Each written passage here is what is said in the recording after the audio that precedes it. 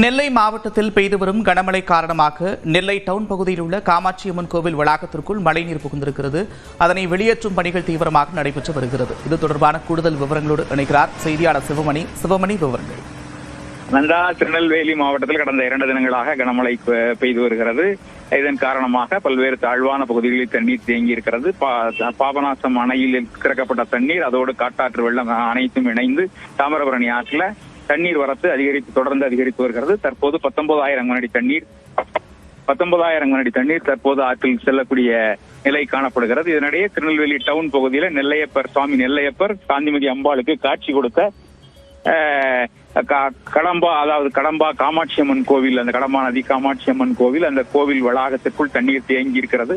அந்த தண்ணீர் தேங்கி இருப்பதன் காரணமாக அந்த கோவிலுக்கு வரக்கூடிய பக்தர்கள் மிகுந்த சிரமத்திற்கு ஆளாகி இருக்கிறார்கள். அவர்கள் அந்த தண்ணீருக்குள் நின்றபடி சுவாமி தரிசனம் செய்யக்கூடிய நிலை காணப்படுகிறது. இந்து சமய அறநிலையத்துறை மாநகராட்சி நிர்வாகத்திற்கு பலமுறை மனு அளித்தும் அவர்கள் நடவடிக்கை எடுக்கவில்லை என்ற குற்றச்சாட்டு கூறப்படுகிறது.